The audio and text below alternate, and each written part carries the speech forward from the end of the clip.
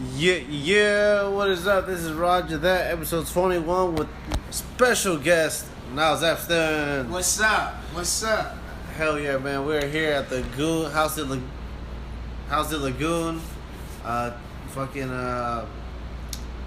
We just got done doing a great show on Saturday. I want to talk about that for a little bit. Me and Niles were on the dope ass Just Vibe Collective show in Echo Park. That shit was dope, man. I got shouted out. That shit was awesome by Niles. Yeah, you're in one of my bits, my new bits that I do. Yeah, that bro. was a great night for comedy, music, the sketch that they premiered. I mean, it was just it's a dope turnout too. A lot of cool people came out and tipped and bought drinks and stuff, and it was just a fun time in the backyard, just like seeing artists do the thing they do best, you know. And that was exciting. And then just like Marcus and Johnny and their whole crew like put all that together themselves. It's just really, really amazing. So. And it's cool to see people that like produce shows and then they also like kill it on their show too. Yeah, Johnny and Marcus were both hilarious. They closed it out. Like, they were so funny, you know what I'm saying? And they put all the work in to start it, so it's like, that's great to see them go up there and enjoy themselves too, you know? Yeah, they killed it, bro. They fucking lit that shit on fire. They had a dope sketch at the end. Yeah, I thought that was really cool to do a live show, but then have some content queued up for the audience to enjoy, and I think everybody enjoyed the sketch. It was really, really funny, so... Yeah, shout out to Just Vibes Collective, man. They're awesome. Yeah, they're super cool, man. I remember I went down to their first show 2 months ago. You were still in New York, man. I was like, bro, if you were here, this should be where we'd be at, bro. Because it's so badass. Like, yeah, that was the other thing. They started the show while I was in New York, so I was just I was having FOMO, just watching everybody have fun on Instagram and shit.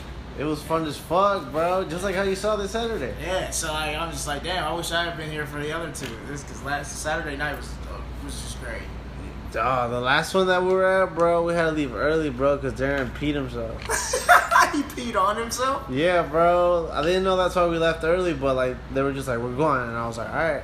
Why, so he could get some new pants or something? Yeah, because he left his pants at Lisa's house because we were at her birthday party beforehand. So, he left his pants somewhere and then peed in the pants he had on then. Yeah. That's just a lot of being irresponsible at one time. Yeah, then we went to TJ after, but we're not going to talk about that. Yeah, I still haven't been to TJ. I don't know. Yo, it's awesome, bro. It's cool, man. TJ has, like, really good tacos, like, right? There's really good tacos everywhere. in Arlito, bro. Oh, wait, no. Yeah, that's true. That's true as fuck. Yeah, nah. Honestly, if you want like cheap pharmaceutical drugs, you can go to TJ. You know, you can get like, you can get look, bro. Because if you got a grandma, she's getting like fucked up the ass by these rates up in the United States, bro. You fucking go like Bobby Lee down in Tijuana and like help your grandma out. I'm not saying do it, but I'm just saying like power to the people, Tijuana. You're just saying opportunity's there. Opportunity is there, man. I'll pass. I like not being in jail. I like being free. It's great. Yeah, definitely. You sound like fucking Tom from fucking the Boondocks. Oh, because he didn't want to get anally raped? Yeah, I don't want to get anally raped. I'll never go to jail. Bro, the Boondocks is perfect, man. Man, I love the Boondocks. Especially, like, you know what caught my attention the first time? It just, like, definitely, like, the writing. Like, between, like, Huey and Riley. The writing's amazing. Super good. Aaron McGruder's a genius.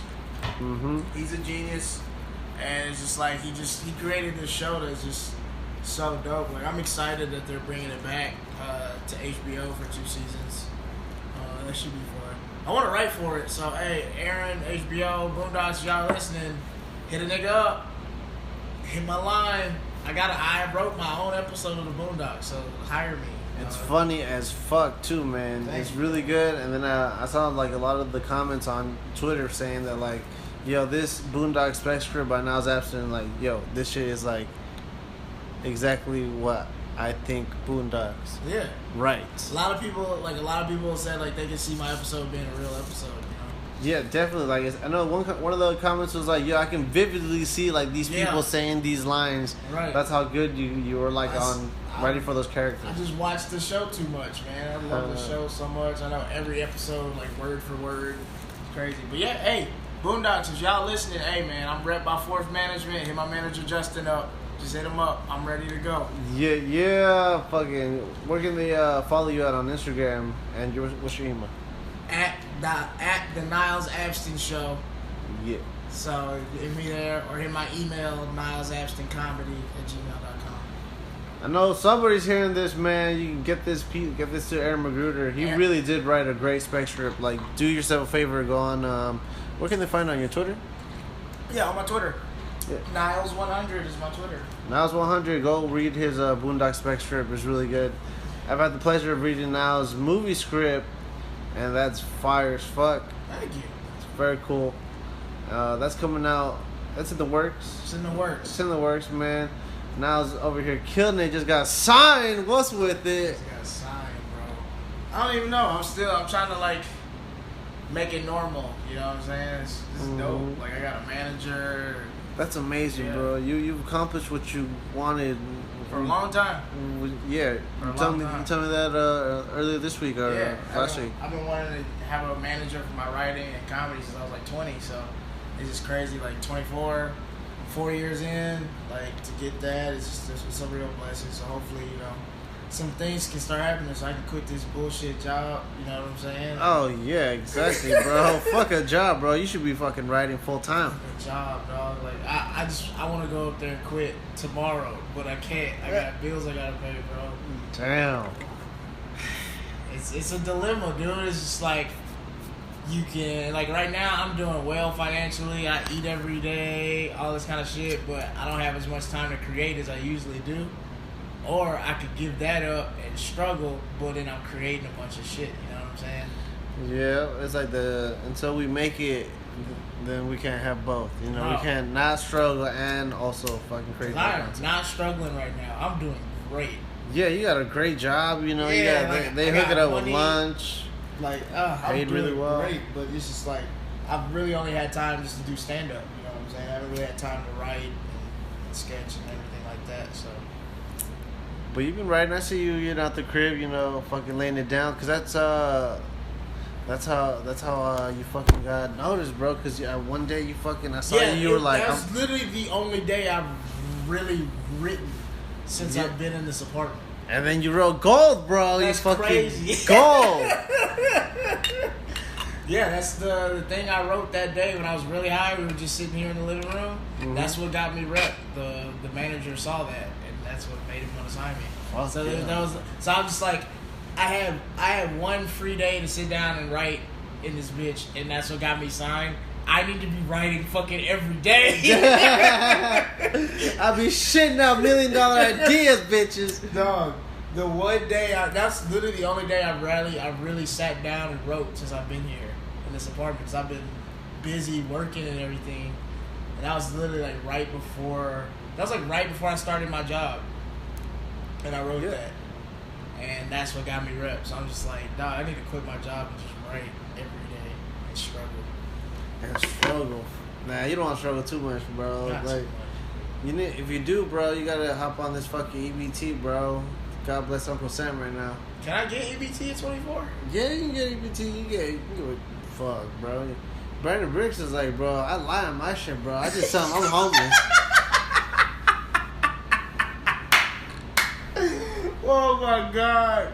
How do you get EBT? Bro, Brandon Bricks told me this. You can get it easy as fuck nowadays. You can just apply for it online. What? Yeah, that's how easy it is nowadays to apply for EBT. You can literally, you don't have to go to your local Department of Social Services in LA. The one nearest to me is on Pico Sepulveda. Mm-hmm. You can just fucking do that shit off the comfort of, laptop. Well, I have my laptop out right now. Sign up for EBT, bro. Let's Google this. Apply for EBT. Yeah. If anybody right now is making, you don't feel like you're balling, you need some help. Shit, collect this money that is rightfully yours anyways, that they didn't give out, that they're hoarding to themselves. But I didn't know you could get EBT at my age. Bro, I was been getting EBT since actually I started last year. Yeah. That's what's up. Yeah, last year when I first year getting EBT is the shit, bro. I mean, you can't get hot things, but you can definitely ask the people at like a Ralph's to heat up like cold shit. But if you're gonna go all the way, man, like Brandon Brick said, like on the online application, you can just put down that you're homeless and get hot foods and shit. I don't want to lie. Yeah, but yeah, and I get you. Yeah. Is that what you did? Nah, I didn't lie. I should have though, man. Cause I could also put that I'm like, you know, I don't make any money, and they would have been like, oh, here's like $200 this month, you know, just so you could just have some spending money. I'm like, damn, the government giving like people $400. That's really that. To be honest though, that really ain't shit though. No, that ain't shit at all, bro. But if you making money on the side, that's not taxed, bro. That's perfect, bro. Yeah, ABT's coming clutch, bro. Especially because they're looking for a job. If anybody listening to this is hiring, definitely hire your boy Roger Lopez. I promise I won't be cracking jokes in the workplace. Kind of. Did you get more because you were a student? No, I don't tell him I'm a student at all, bro. Oh wait, nah, yeah I do. But you know what? He was like, so you're not a student now though? And I was like, because I just applied 3 months ago again. And he was like, you're not a student now though? I'm like, oh no, I'm not a student now. He's like, alright, you're not a student. How long does it take to come in when you do it? Bro, that shit's dope, bro. So you get like let's say you do it like right now. It's like late in the month, so you might not get as much. But like once it rolls over on the 6th, which is like 2 weeks from now, you'll get like the full amount. But you'll get this shit immediately. Like literally, you'll get all the way through the mail. You actually have to wait till you get the because it says, what's your current employment status? I was like, I'm about to quit. So should I just put unemployed? Yeah. That'd be perfect. Just put unemployed. Because you're about to rack it up, you know, and right. So you definitely need some assistance in like buying groceries, you know. Chicken ain't gonna fry itself. We don't got in the crib. Chicken ain't gonna fry itself. Yeah, so this weekend was awesome, bro. Fucking beat at that Just Vibe Collective show. Really badass, bro. If you're ever in the area and you need something to do on Saturday night, it's once a month. They got a dope ass show. It's only like $10, and then you get like it's an open bar, and you get motherfucking food. So very cool. Yeah. And then the view, if you get there early, like when the sun's still up, you can like get a dope ass view of like the whole like Echo Park Lake, Hollywood area, Silver Lake area. Super nice.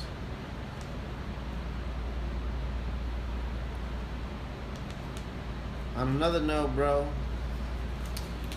Yeah, what do you think about 5G, man? I just told you a little bit about it, but yeah, that's what you were telling me. How like so the towers could maybe be affecting people in negative ways on their health.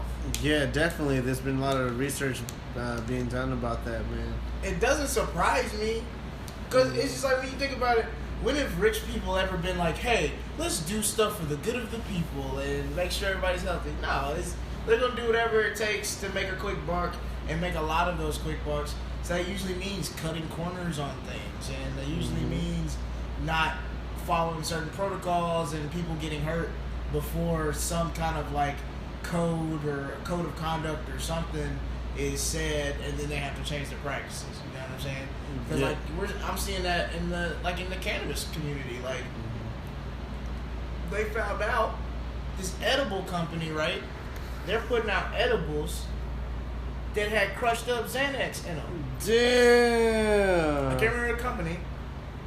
There was a couple comics that were eating these edibles, and they're like, yeah, bro, it gets me super fucked up, blah, blah, blah, it takes me straight to sleep. They're the best edibles I've ever had. Yeah, nigga, because I got drugs in them bitches. Opioids, basically fucking. Yes, dude, like, and so, like, people were, like, getting addicted to drugs that they didn't even know they were taking. Fuck. You know what I'm saying? And so, like, that's what happens that's what capitalism kind of forces companies to do is cut corners, do illegal shit, or do some things that are a little shady that can hurt people because they want to get to that top spot. And so it's just like, if 5G towers are like affecting our brains or doing something, I really wouldn't put it past rich people for doing that. Especially when all these new 5G towers are being built in like low income communities. Oh, that's always a sign right there. Far away from all these like rich people. And then like when they have like these workers like working on like the the 5G towers that they put next to these palm trees and shit. Like the workers are wearing like Chernobyl radioactive like suits and shit. Like, if this motherfucker can't go up there like a regular electrician, you know, just with like the hard hat and the, you know, the belt so they don't fall and shit. Yeah. Like, if they need more than that, like this hazmat suit that they're using, then you know this shit is fucked.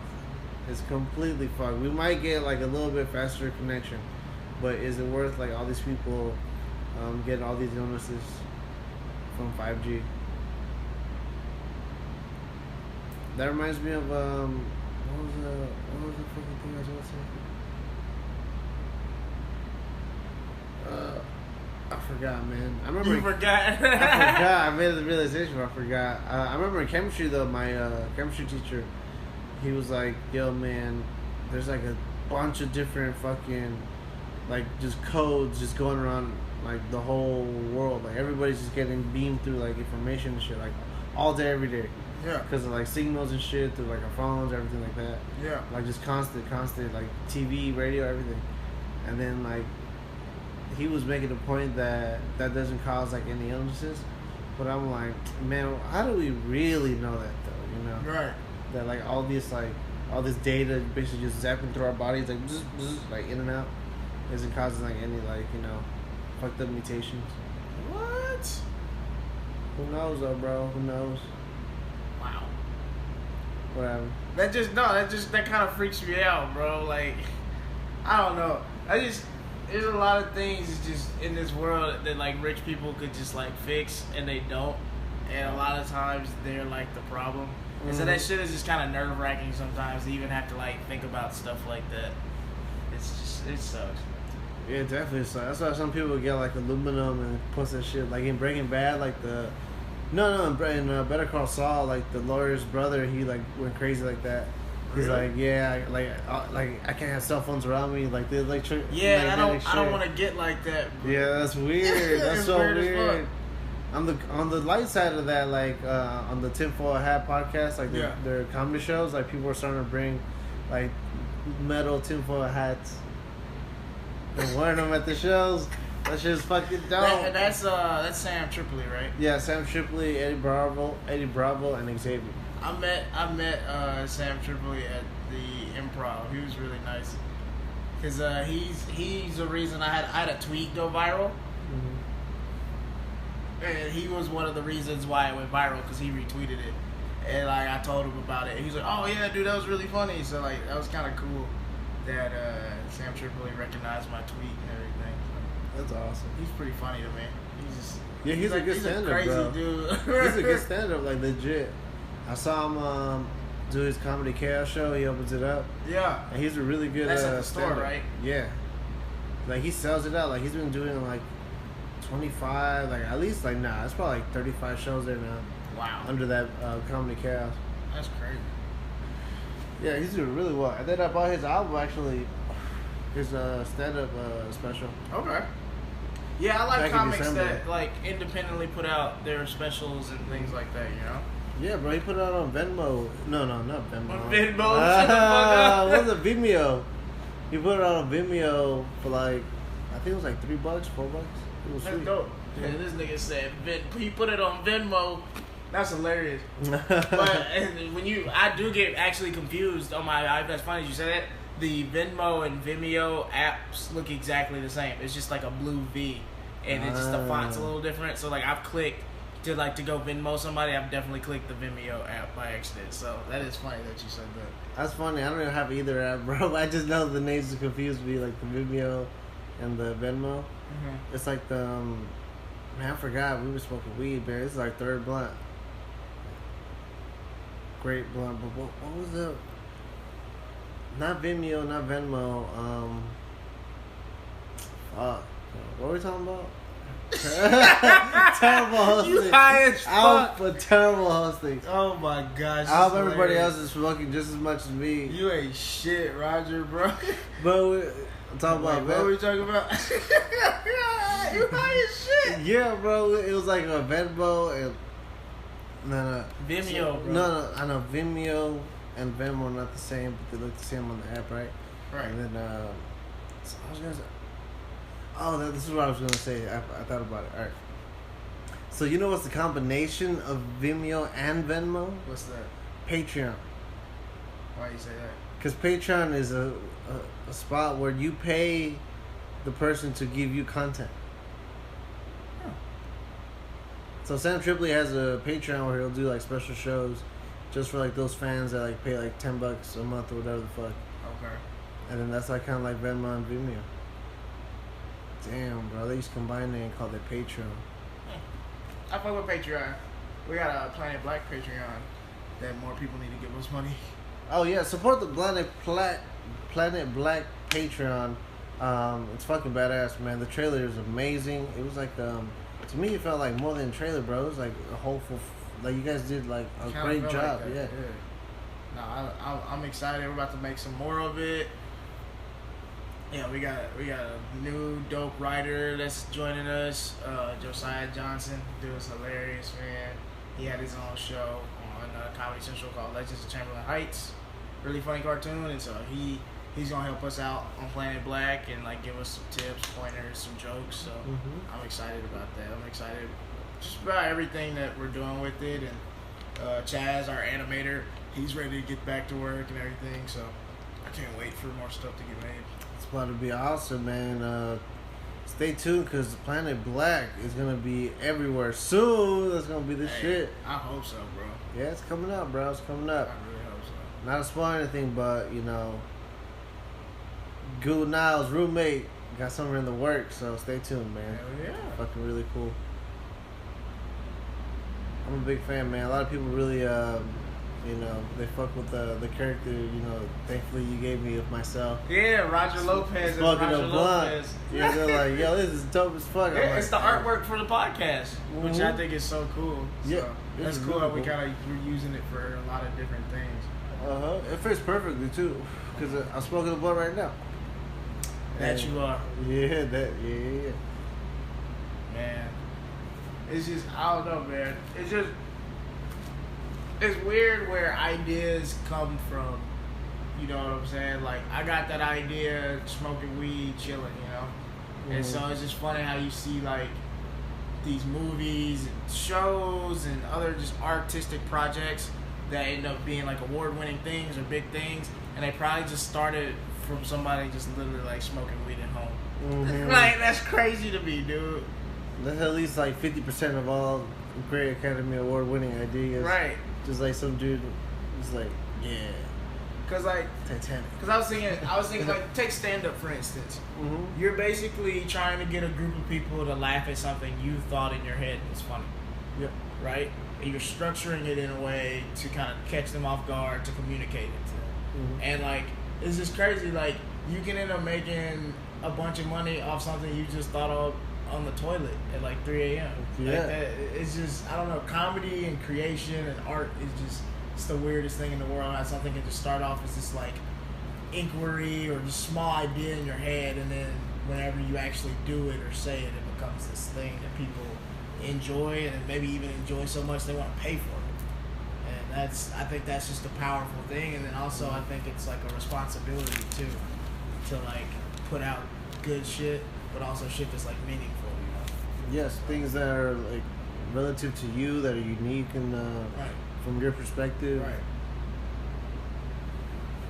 In that aspect, like it's really important to write down those ideas when you get them immediately. Like if you're taking the shit at 3 a.m., you fucking pull out a notebook, whatever the fuck you gotta do to write down this idea. Dude, as soon as you get out, like when I get out the shower, it might take me a minute to put on clothes because I'm writing down like all the ideas that I got in the shower. Like I'll work out a full bit in the shower, dude. And then if I don't write that shit down, I'm gonna forget it, dog. It's crazy. Like I don't know what the shower does, but it just like activates something for me, and I just come up with stuff. It's probably because it's just like going into like a different dimension, so you're just pulling. It really is. With showers and walks, I create stuff really easily. If I don't write that shit down, oof. Which is crazy because like it takes people taking us back to like a little conspiracy side. Charles Darwin, there's a whole conspiracy that he got the theory of evolution because like he was in like this occult group where like they would communicate to like other dimension spirits and shit like that, and then like they would get spoken to in other dimensions, by other beings in other dimensions, and then they would literally get the theories told to them by like the idea. Wow. And then that's like not just like some crazy dude in his basement saying that. Yeah. Like this is like studied and shit like that. Like so you think that might be how some of the great ideas or creative ideas are made? Just I mean, it has to be because of you, because like to create that, you got to be a god, right? So everybody's a god, right? So then you create, like being a god in this universe, since everybody's a god, you also connect to gods in other universes, right? And then you guys just link up like in a split second. Yeah, you know? That's real. And then maybe create shit, but that's a conspiracy theory. But on the other end, it's just like just being in different environments makes your brain think a different way. So then that way you can create like different like connections in your brain that make different ideas. And which make millions of dollars, you know? Yeah. That's what we trying to do with everything, you know, like Channel 310, you know what I'm saying? That's what we out here trying to do. Roger that. Kind of, we mostly motherfuck the system here. It's all about telling the truth, man. 5G, watch out for the fucking towers, man. Faster connection's cool, but what happened to Google fucking Fiber and Verizon Fiber? What is that? Like, wasn't there like fiber like 10 years ago? They were like, yo, this is gonna be the fastest fucking networks of all time. Like fiber optics, like you put this shit through your door, like your fucking wall is expensive. But like, they're not doing that anymore. It's just like now it's like wireless everything, you know? Wow. Mm-hmm. It's like they're really pushing the wireless shit over the wire, which I get, you know, logistically. But then what are the adverse side effects because of it? I hope not, bro. Like, yeah. I hope not. That's one of the reasons I never got the earpods. The earpods, because I don't know. I just felt like something like that, something wireless like that in your ear all the time. Like, I don't know. Damn, bro. And that aspect too, like another like science teacher always said, don't have your phone in your pocket because like all the radiation, supposedly that this lithium battery has. Yeah. On the iPhone. Yeah, which is like why like when I go to class I'll put my phone in my like backpack, like that way it's not on me. Really? Yeah. Also because I get distracted by if I have it out, When you do go to class? Yeah. Which is like every day. I went to class. How many times does that happen a week? I went to class today, bro. What you mean is where I wrote these notes down, bro. What you learn? I learned about this one fool named Ransom. He basically like tried to say like, yo, this is a new way to like criticize literary works and shit. He literally just called his work the new criticism. Lazy fuck. And basically he was just saying like, yeah, man, you gotta like not just take you gotta like do a closed reading of the text. Like fuck all the bullshit about the history of like when it was written and all that shit. You just gotta really read the text. But then now we're like, that's kind of bullshit. You gotta like kind of also like have like a Marx perspective where you understand the history of the whole piece. Like and then that reminds me of what Jim Norton said, which is like they asked him in an interview like, hey, what do you think about doing like material that's like topical on your specials, right? And he's like, yeah, like I'll do it all the time because they're like timepieces. Timestamps, no, for sure. There's like the exact timestamp that like people can look to and be like, oh, I remember that whole moment in society. Yeah, and it's something. It's like a work of art forever. Because like I think that's a good thing because then people who weren't maybe alive or too young to remember that time, when they watch it, they'll go and learn about it. You know what I'm saying? So like for instance, when I was a kid, that comedy special for me was Bring the Pain by Chris Rock. I didn't know there was a mayor that was on crack and that got caught and all this kind of stuff. And so he had all these jokes about a mayor being on crack. So I went back and I'm like a kid. I went back and looked that up. Like that was like crazy to me that there was a mayor on crack.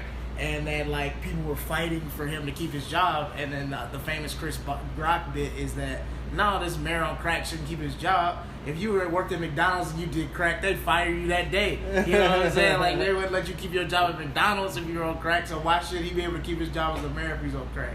And so like that was crazy. I didn't know about that. And then like then his comedy special is also how I learned about O.J. Simpson. Like I had never heard of O.J. Simpson until I was like 5 or 6. And so like it's just like things like that I wasn't alive for but I can see these comedians telling these jokes that the people then are laughing at. So I was like, let me go look up why this is funny. Mm-hmm. And so I think that's a real thing. Like if you have some jokes or you have something about some kind of current event, like definitely put that in something because it timestamps it forever, like in culture, and everything.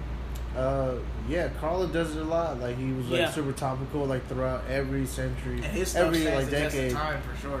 Yeah, like it's super relevant as of now. Like people are still having like debates about religion and all this shit. Yeah. And he was like, "Yo, this is what it is." Like, and now he's dead, you know. So he really believed it till the very end. Yeah, he did.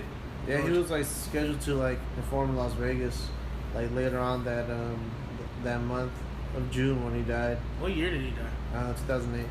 Wow. June 22nd, 2008. He did comedy for like 40 years then. Yeah, bro. It's kind of like an omen that like I broke. No, I did it for like 50. Over 50 years. Wow, over 50? I believe so, bro. Wow. He was doing comedy in the 50s? I think so, bro. It was black and white, and he had like a tuxedo on. Wow. Like, shaved hair. Carlin, bro. Yeah, like back in the days. Way back in the days. Wow. Because like, he was like, in his book, he said, like, I was around for like the beginning of like, no, the end of like the golden age of radio and the beginning of the golden age of television. That's crazy for him to like. He started comedy during segregation. Oh yeah, huh? That's true, bro. And then he literally did comedy until the black president got elected. Like so he was able to be alive during so many different like eras and so many different things as a comedian. That's crazy. Nah, the president didn't get elected. Was he elected? Was he a president in 2008?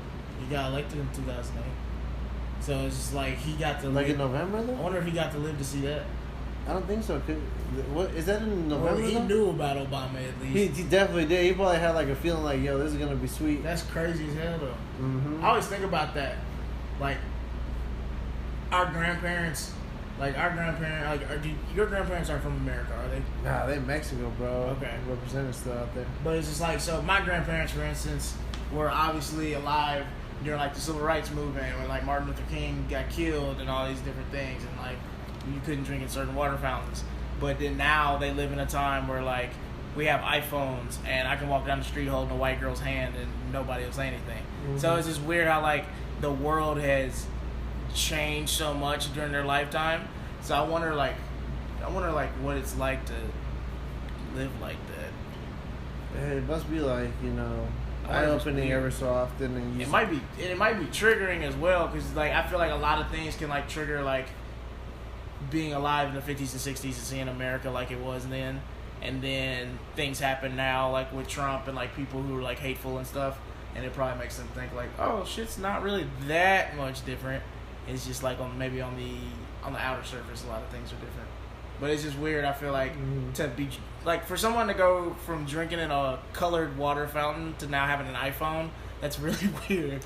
Technology, bro. Yeah, I think this last decade, I don't think there's ever been as many like technological advancements, and that's why I think like our generation and like our parents are so like have a huge gap, more than like any other. I feel like millennial Gen Z have a bigger gap with their parents more than like probably like anybody else because technology just changed so much during our childhood, where like so many things are normal that were like I have little cousins who like use iPads and shit, and so like those have been around since they were born. So an iPad is like normal, whereas like to an older person that's like a revolutionary device that was created. And so like it's just funny how like we see so many things as normal, and like our parents and grandparents that's not the case at all. So it's the world, and the world's only going to keep changing. So there's going to be things 20, 30 years from now that we're not going to get, that our kids and grandkids are going to be like, how do you not understand this? Hey, bro, we going to want to fuck the, 20-year-olds still in our later age. We're going to have to get jiggy with it. We got to get jiggy with it. We got to get hit with it, bro. We're going to have to know what's hot in the streets. Exactly, bro. That's how you fucking, I feel like it's like the theory of revolution, like as we were talking about before. Like, sink or swim, bitch. Like, fucking adapt or don't. Adapt or don't. I don't know what you know. I have to get some tips from Leo DiCaprio, because, he only dates girls under 25, so. Damn, bro. You fucking Once they turn 25, Leo, done. Damn, is that a fact, bro? Mm-hmm. Holy shit, bro. So basically, all the girls our age are too old for Leo. Too old. So, hey, baby, if you 26 and recently just got dumped by Leo DiCaprio, hit your boy up. I'm here for you. I have a shoulder. I have a minimum wage shoulder that you can cry on. I can buy us some In-N-Out, damn it. I can do that. And then I'm about to have this EBT coming in, so I can get my homie Darren to cook some chicken up for me. Not even you cooking the chicken. But it's not even gonna be me. It's gonna be Darren cooking the chicken.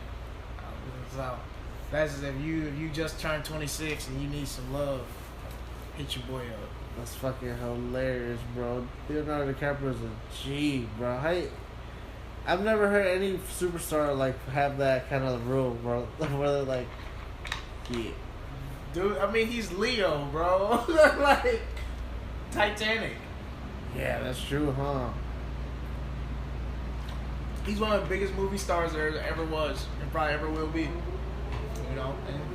What you mean, bro? My boy Samuel L. Jackson? I mean, I'm sure the ladies love Samuel L. Jackson. I love Samuel L. Jackson. Only because, like, mainly because, like, his acting, bro. He's amazing. Fucking great actor. I love them both, though, man. They both are, like, different actors. Yeah. You know Samuel L. Jackson's going to be the voice of Alexa. No way. The fucking Amazon shit? Yeah. What's up, motherfuckers? Like, what?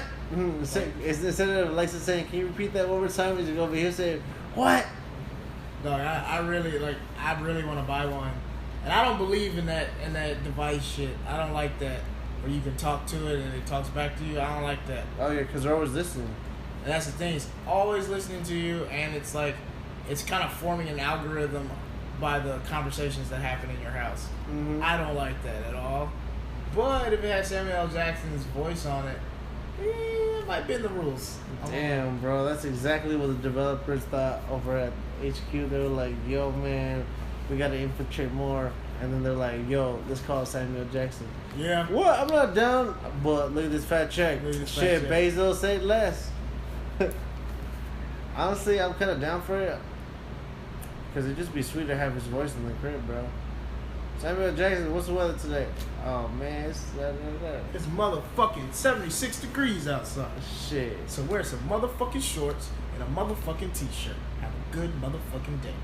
That's Samuel L. Jackson, bro. Like, that's how it's going to be. I give up all my personal information for that. I'm gonna tell Samuel L. Jackson, I'm going to ask him, like, hey, what do you call a quarter pounder with cheese in France, in Amsterdam? And then have him say a broil with cheese. Is that what it's called? Yeah. That's a line in the movie. That's because... from Pulp Fiction. Yeah, exactly, in the beginning. That is something people are probably going to do, is just get Alexa to say a bunch of Pulp Fiction lines. The first people that are doing that get, like, fucking viral videos for sure. Yeah, those are going to be viral. Or the line, his line from Snakes on a Plane is so famous that they'll probably get him to do that too. How's that line go? What are these? We need to get these motherfucking snakes off this motherfucking plane. I've never seen that live. Like, I've never actually seen that movie, but I know he says that in that movie. Bro, that's how popular that is.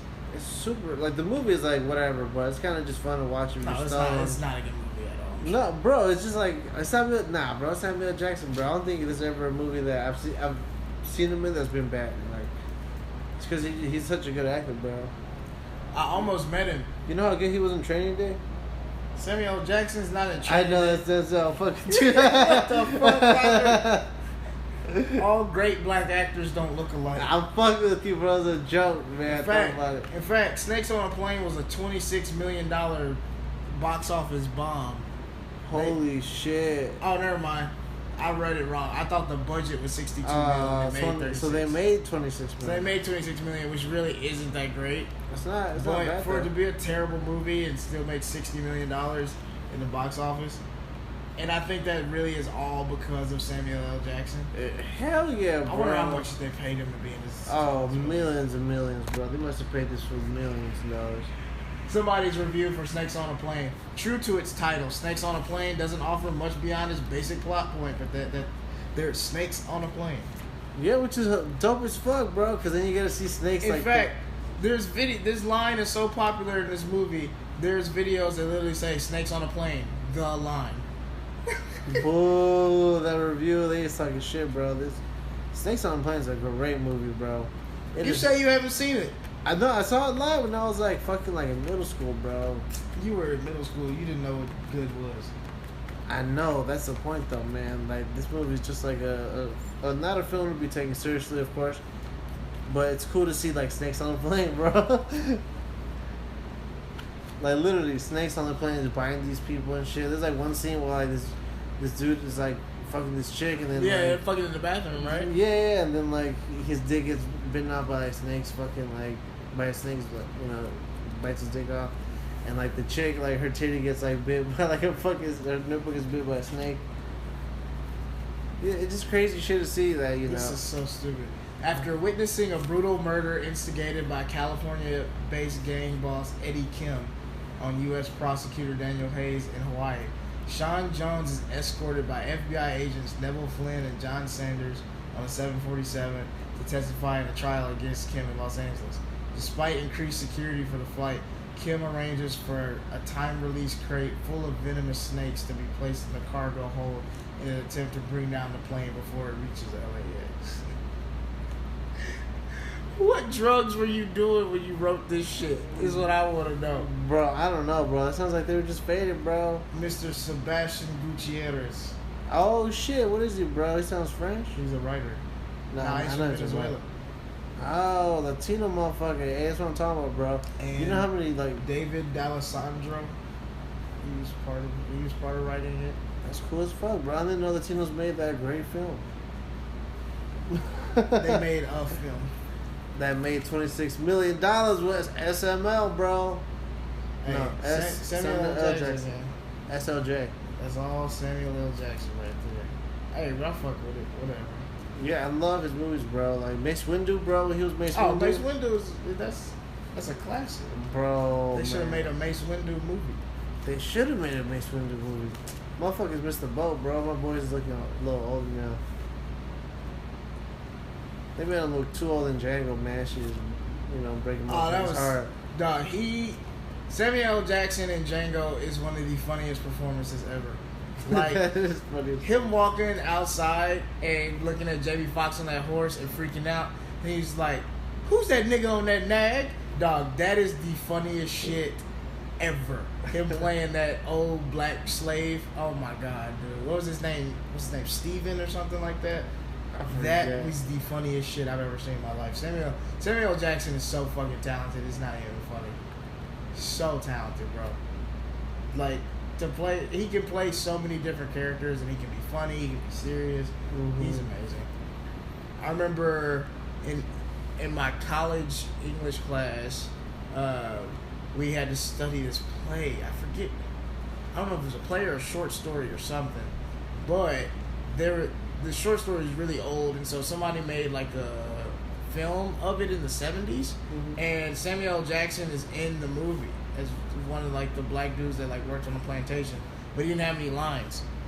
He was in the movie, but he didn't have any lines. It's like one of his first roles, and so he was like in his 20s, and he was like really young and skinny and shit. It was really crazy to see him on there. Damn, that's cool in as hell. Movie in the 70s. But yeah, it was before Pulp Fiction. It was before all that, because he didn't even have a line. Damn, imagine being like in that like whole like room, not knowing that this motherfucker is about to make be one of the biggest movie stars of all time. All time, bro. Samuel fucking Jackson, bro.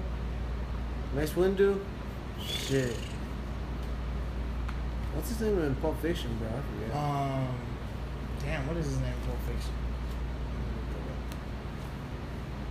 Vince is like Vincent Vega is John Travolta's character. Yeah. Mia Wallace, Marcellus Wallace. Oh, Jules. Jules, yeah, Jules, that's it. Yeah. Yeah. That movie is so crazy, it's so weird, but it's so dope, you know. Right. It's told out of order. I know, that's the weird part, bro. When I saw that shit like on YouTube, like it was in parts, like 16 parts. So when it was out of order, I was like, are they fucking with the YouTube? Like the person that uploaded it fuck up? But like, nah. And then there's some like people on YouTube that like have uploaded Pulp Fiction like in the correct order, which is crazy. Oh, from like how it would be if it was chronological. Yeah, that's interesting. That shit is fun. Yeah, I've never watched it like that.